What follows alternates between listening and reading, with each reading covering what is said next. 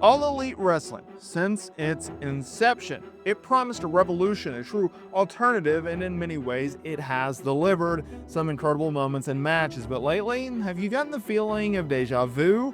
That nagging sense that despite all the talent and potential, AEW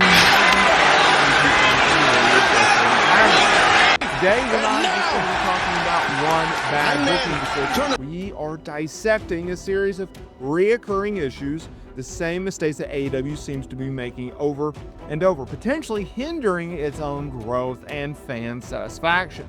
These aren't just minor slip-ups. These are repetitive missteps that could long-term have consequences for the company, its wrestlers, and its very fans who invested so much hope into it.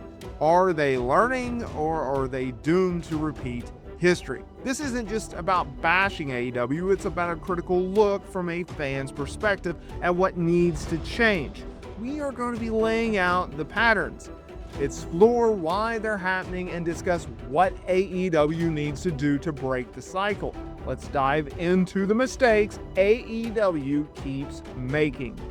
Focusing on in-ring talent rather than interesting characters. This is one of my biggest issues with AEW. They look at a situation and go, oh, this talent is really, really good in the ring. We're going to put all of our eggs in his basket. We're going to focus on him or her, and we're going to overlook the fact that they can't cut promos, they lack no charisma, or they lack any charisma rather, and there's not a lot of fan interest. Tony Khan is a wrestling fan. He loves wrestling. He doesn't love, in my opinion, the pro wrestling business. He focuses too much on talents that, hey, this talent can give me a 5-star match, or hey, this would be a great opponent, or this would be a great match, or I want to see how these two would work in the ring. I think at the end of the day, you have to look at it like this. In pro wrestling, who are the biggest stars in the history of the business? They always have charisma. They always have it, and they always have a reason to get you to care, right? Whether they're a good guy or they're a bad guy. We sold 81,035 tickets at Wembley Stadium, and there were people. There's something interesting because at the end of the day, can't wait eventually to bring AEW for the first time ever. Wrestler A and Wrestler B, and both are vanilla and they're not interesting, you will not watch, okay?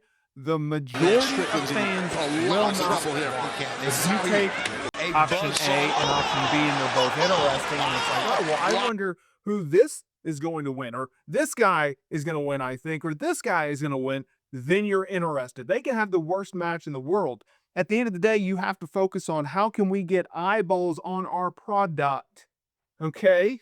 You can have the greatest wrestling in the world, but if you don't have interest, and if you don't have give a reason for fans to tune in and watch your product, then they're not going to see that 5-star classic, and that's something that AEW is severely hindering. Another one, too long of pay-per-view events.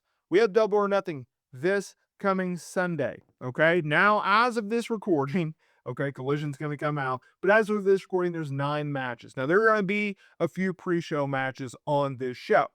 AEW has changed their business model. When they first launched, they had 4 pay-per-view events, and then it went to 5. And then once Max came around and they got their new TV deal, these numbers started to increase to the point where they're doing, roughly 8, 9, 10, 11 pay-per-views a year, whether it's, co-promotion with New Japan or just on their own. That's an issue, okay? Because if you are doing 4 pay-per-views a year, then you can justify doing a 4-hour main card and a 6-hour total show with a 2-hour inclusion of a pre-show, okay, right?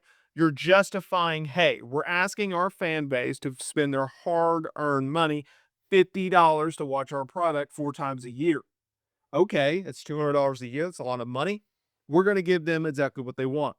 They have built their business and their reputation on the greatest in-ring wrestling product out there, right? So they want to give them a worthy product. The only problem is We're doing pay-per-views every 2 months, if not every month. And you're booking some of these shows where they're still 5-6 hours long, and you're doing so on a Sunday night. It gets to a point where we appreciate you giving us as much wrestling content as possible. But when you book so many matches, by the time that you get to maybe 3 matches to go, you've seen it all. You've seen every style. You've probably seen a hardcore match. You are starting. No recaps. This is something you have to do. You have to be able to show video packages, to show the fans, hey, this is a reason why this person is important, or this is a new talent that is debuting. This is what their background is. Or, hey, for instance, we have Hangman Page, right, and Will Ospreay, men's tournament finals of the Owen Hart Cup. Show me, before they come out and talk, or before they come out and wrestle, a 30-second clip. What did they do to get to this point? Why do I care about them? What is the history? Do they have any back history? If it's a brand new feud, recap it on Collision. If something happened on Collision, show it on Dynamite. If something happened on Dynamite, show it on Collision. Just recap the viewers, because there have been reports about 2 different things. Number one, Tony Khan feels like everyone remembers everything. Okay? They don't. And he thinks that AEW Dynamite fans watch Collision, right? Only problem is, not a lot of people watch Collision. And so you have to be able to correlate what happened over here and what happened over here in order for fans to have a sync. Okay? You have to be able to know what the other side is doing.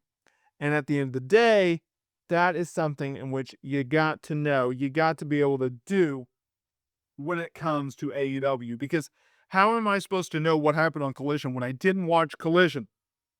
Also, not every fan is going to watch every single episode of Dynamite or every single episode of Collision.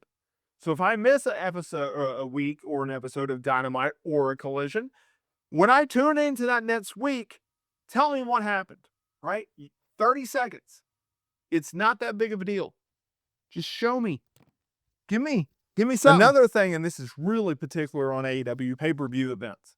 While WWE is often criticized for lingering things out, especially entrances and just various video packages in their PLEs, AEW does not let things breathe, whether it is on TV, whether it is on, PLE's pay-per-view events. It is, as soon as that bell rings, the other talents are walking to the ring. Why is that? Well, Tony Khan, when it comes to television, if there's, if an entrance is long, people are going to tune out. If there's a talking segment, backstage segment, people are tuning out. Any kind of dead time where there's not in-ring product, people are tuning out. The only problem is WWE has shown for literally decades, if you have wrestling on, your viewership tends to drop unless you have star power that is in there, right? Because if it's just a random match or involving talents that have no star power, people are going to tune out. Let things breathe. If it's a Will Ospreay segment, let it breathe. If it's a Will Ospreay match, let it breathe just a little bit, right? Get over what you have, not worry about tune out, because fans are going to tune out regardless, right? Your show is going to go up, up, down, down, up, up, down, down throughout the show. Don't focus on that necessarily. Finally, AEW has a huge problem with this. It's their promotional tactics. So they will book Dynamite, Collision, pay-per-view events down the road, and they will have certain talents on the poster, okay? The only problem is AEW doesn't tell you on its website these talents are advertised, okay? If you go on WWE.com, or if you go on an arena's website that's hosting a WWE event, it will say blank, blank, and blank are advertised to appear, cards subject to change, okay? In WWE, when you go to a Monday Night Raw event, you can expect to see Braun Breaker and Seth Rollins and Liv Morgan and Raquel Rodriguez and Rhea Ripley and Becky Lynch and all these talents, right? Well, with AEW, You buy a ticket 2 months, 3 months, even a week in advance, you don't know who's going to be on there because AEW doesn't have stars who routinely appear on its show, right? Even with their biggest stars like a John Moxley or Will Ospreay, sometimes they just take a week off, right? You got to be able to advertise better because fans don't know, if I buy a ticket to your show, am I guaranteed to see X, Y, and Z?